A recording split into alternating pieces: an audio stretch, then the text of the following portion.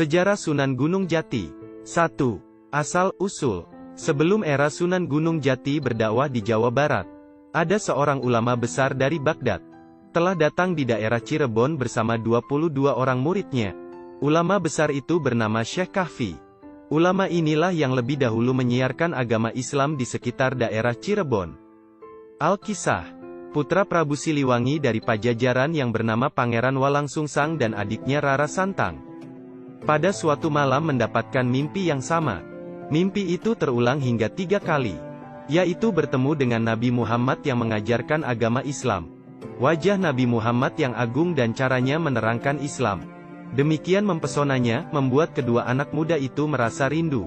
Tapi mimpi itu hanya terjadi 3 kali. Seperti orang kehausan, kedua anak muda itu ingin mereguk air lebih banyak lagi, air yang akan menyejukkan jiwanya yakni agama Islam. Kebetulan mereka telah mendengar adanya Syekh Zatul Kahfi, atau lebih mudah disebut Syekh Datu Kahfi, yang membuka perguruan Islam di Cirebon.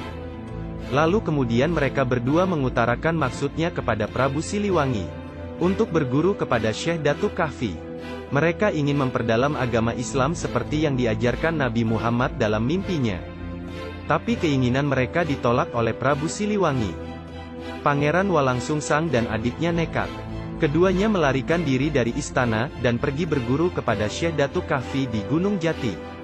Setelah berguru beberapa lama di Gunung Jati, Pangeran Walangsungsang diperintahkan oleh Syekh Datu Kahfi untuk membuka hutan di bagian selatan Gunung Jati. Pangeran Walangsungsang adalah seorang pemuda sakti. Tugas itu diselesaikannya hanya dalam beberapa hari.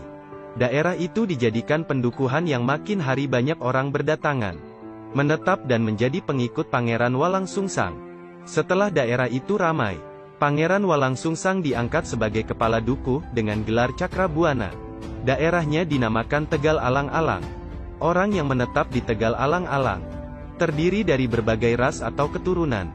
Banyak pula pedagang asing yang menjadi penduduknya, sehingga terjadilah pembauran dari berbagai ras. Dan pencampuran itu dalam bahasa Sunda disebut caruban. Maka Tegal Alang-Alang disebut Caruban. Sebagian besar rakyat Caruban mata pencariannya adalah mencari udang. Kemudian dibuatnya menjadi petis yang terkenal. Dalam bahasa Sunda, petis dari air udang itu, cai rebon. Daerah Caruban pun kemudian lebih dikenal sebagai Cirebon hingga sekarang ini. Setelah dianggap memenuhi syarat, Pangeran Cakrabuana dan Rara Santang diperintah Datuk Kahfi untuk melaksanakan ibadah haji ke Tanah Suci. Di kota suci Mekah, kedua kakak beradik itu tinggal di rumah seorang ulama besar bernama Syekh Bayanillah sambil menambah pengetahuan agama. Sewaktu mengerjakan tawaf mengelilingi Ka'bah, kedua kakak beradik itu bertemu dengan seorang raja Mesir bernama Sultan Syarif Abdullah, yang tengah sama-sama menjalani ibadah haji. Raja Mesir itu tertarik pada wajah Rara Santang yang mirip mendiang istrinya. Sesudah ibadah haji diselesaikan, Raja Mesir itu pun melamar Rara Santang pada Syekh Bayanillah. Rara Santang dan Pangeran Cakrabuana tidak keberatan. Maka dilangsungkanlah pernikahan dengan cara mazhab Syafi'i. Nama Rara Santang kemudian diganti dengan Syarifah Mudaim. Dari perkawinan itu lahirlah Syarif Hidayatullah dan Syarif Nurullah. Pangeran Cakrabuana sempat tinggal di Mesir selama 3 tahun. Kemudian pulang ke Jawa dan mendirikan negeri Caruban Larang.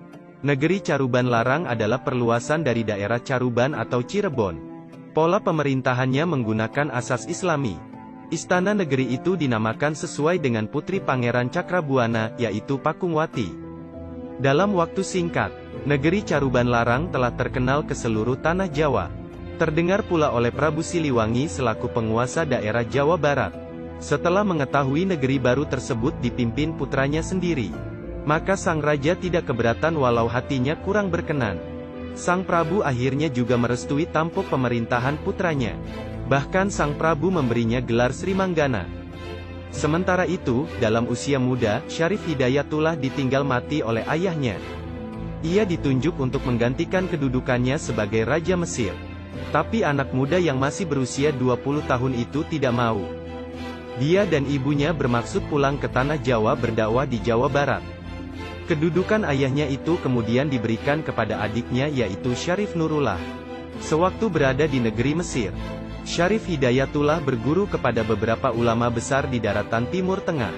Dalam usia muda itu, ilmunya sudah sangat banyak, maka ketika pulang ke tanah leluhurnya yaitu Jawa, ia tidak merasa kesulitan melakukan dakwah. 2. Perjuangan Sunan Gunung Jati. Sering kali terjadi kerancuan antara nama Fathaillah dengan Syarif Hidayatullah, yang bergelar Sunan Gunung Jati. Orang menganggap Fathaillah dan Syarif Hidayatullah adalah satu. Tetapi yang benar adalah dua orang. Syarif Hidayatullah cucu Raja Pajajaran, adalah seorang penyebar agama Islam di Jawa Barat yang kemudian disebut Sunan Gunung Jati. Sedang Fathaillah adalah seorang pemuda Pasai, yang dikirim Sultan Trenggana membantu Sunan Gunung Jati berperang melawan penjajah Portugis. Bukti bahwa Fathaillah bukan Sunan Gunung Jati adalah makam dekat Sultan Gunung Jati yang ada tulisan Tubagus Pasai Fatullah, atau Fathaillah atau Faletehan menurut lidah orang Portugis. Syarif Hidayatullah dan ibunya Syarifah Mudaim datang di negeri Caruban Larang Jawa Barat pada tahun 1475. Sesudah mampir dahulu di Gujarat dan Pasai untuk menambah pengalaman, kedua orang itu disambut gembira oleh Pangeran Cakrabuana dan keluarganya. Syekh Datuk Kahfi sudah wafat. Guru Pangeran Cakrabuana dan Syarifah Mudaim itu dimakamkan di Pasambangan, dengan alasan agar selalu dekat dengan makam gurunya. Syarifah Mudaim minta agar diizinkan tinggal di Pasambangan atau Gunung Jati. Syarifah Mudaim dan putranya Syarif Hidayatullah meneruskan usaha Syekh Datuk Kahfi membuka pesantren Gunung Jati, sehingga kemudian dari Syarif Hidayatullah lebih dikenal dengan sebutan Sunan Gunung Jati. Tibalah saat yang ditentukan. Pangeran Cakrabuana menikahkan anaknya yaitu Nyi Pakungwati dengan Syarif Hidayatullah. Selanjutnya pada tahun 1479, karena usianya sudah lanjut, Pangeran Cakrabuana menyerahkan kekuasaan negeri Caruban kepada Syarif Hidayatullah. Dengan gelar Susuhunan, artinya orang yang dijunjung tinggi. Disebutkan, pada tahun pertama pemerintahannya, Syarif Hidayatullah berkunjung ke Pajajaran untuk mengunjungi kakeknya Prabu Siliwangi. Sang Prabu diajak masuk Islam kembali, tapi Prabu Siliwangi menolaknya. Meski Prabu Siliwangi tidak mau masuk Islam, dia tidak menghalangi cucunya menyiarkan agama Islam di wilayah Pajajaran. Syarif Hidayatullah kemudian melanjutkan perjalanan ke Serang. Penduduk Serang sudah ada yang masuk Islam, dikarenakan banyaknya saudagar dari Arab dan Gujarat yang sering singgah ke tempat itu. Kedatangan Syarif Hidayatullah disambut baik oleh Adipati Banten. Bahkan, Syarif Hidayatullah dijodohkan dengan putri Adipati Banten yang bernama Nyi Kawungten. Dari perkawinan inilah, kemudian Syarif Hidayatullah dikaruniai dua orang anak, yaitu Nyi Ratu Winaon dan Pangeran Sebakingking. Dalam menyebarkan agama Islam di tanah Jawa, Syarif Hidayatullah atau Sunan Gunung Jati tidak bekerja sendirian. Beliau sering ikut bermusyawarah dengan anggota wali lainnya di Masjid Demak.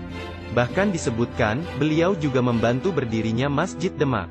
Dari pergaulannya dengan Sultan Demak dan para wali lainnya ini, akhirnya Syarif Hidayatullah mendirikan Kesultanan Pakungwati, dan ia memproklamirkan diri sebagai raja yang pertama, dengan gelar Sultan.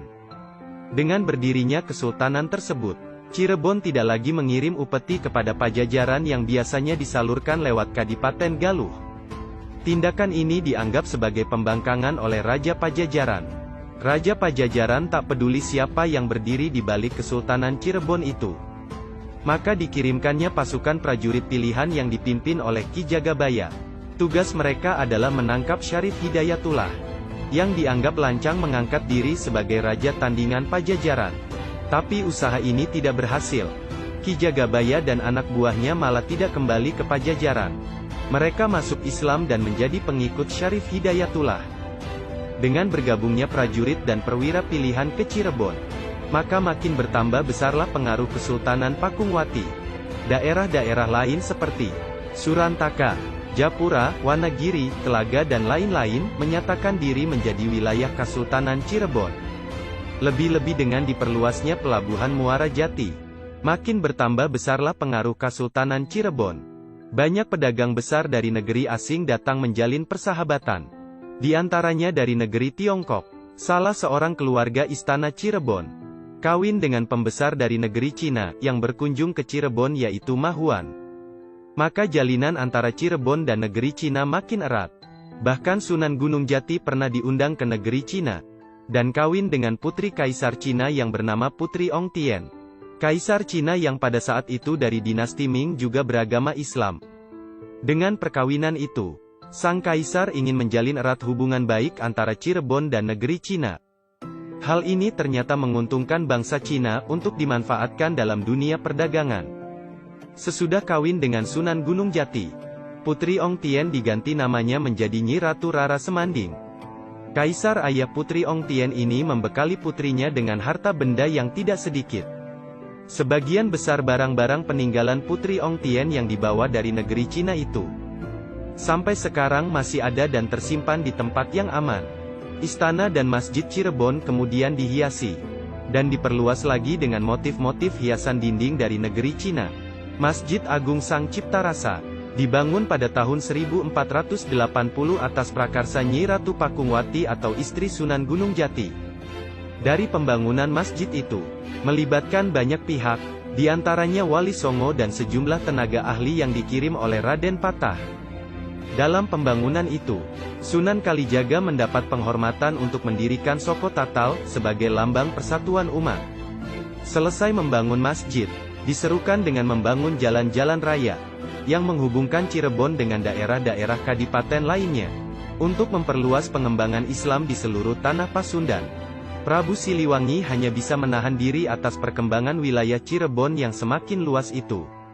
Bahkan wilayah Pajajaran sendiri, sudah semakin terhimpit. Pada tahun 1511, Malaka diduduki oleh bangsa Portugis. Selanjutnya mereka ingin meluaskan kekuasaan ke Pulau Jawa. Pelabuhan Sunda Kelapa yang jadi incaran mereka untuk menancapkan kuku penjajahan. Demak Bintoro tahu bahaya besar yang mengancam Kepulauan Nusantara.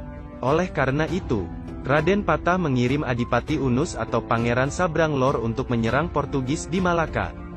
Tapi usaha itu tak membuahkan hasil. Persenjataan Portugis terlalu lengkap dan mereka terlanjur mendirikan benteng yang kuat di Malaka.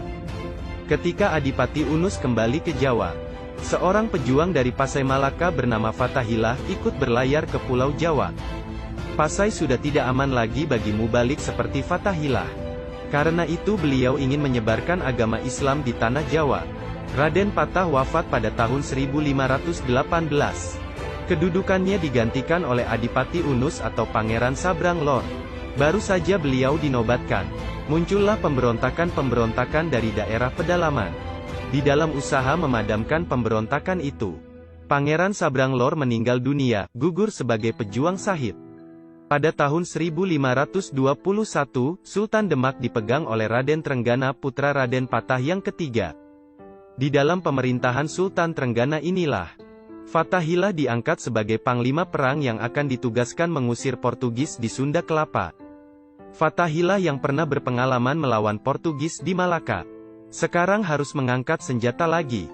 Dari Demak, mula-mula pasukan yang dipimpinnya menuju Cirebon. Pasukan gabungan Demak Cirebon itu kemudian menuju Sunda Kelapa, yang sudah dijarah Portugis atas bantuan Pajajaran. Mengapa Pajajaran membantu Portugis?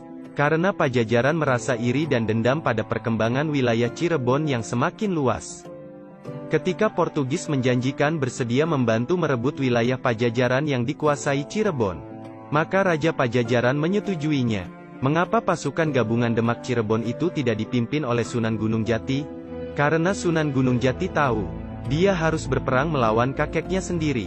Maka diperintahkannya Fatahillah memimpin serbuan itu. Pengalaman adalah guru yang terbaik. Dari pengalamannya bertempur di Malaka, tahulah Fatahillah titik-titik lemah tentara dan siasat Portugis. Itu sebabnya dia dapat memberi komando dengan tepat. Dan setiap serangan Demak Cirebon selalu membawa hasil gemilang. Akhirnya Portugis dan Pajajaran kalah. Portugis kembali ke Malaka, sedangkan Pajajaran cerai-berai tak menentu arahnya. Selanjutnya Fatahillah ditugaskan mengamankan Banten. Dari gangguan para pemberontak, sisa-sisa pasukan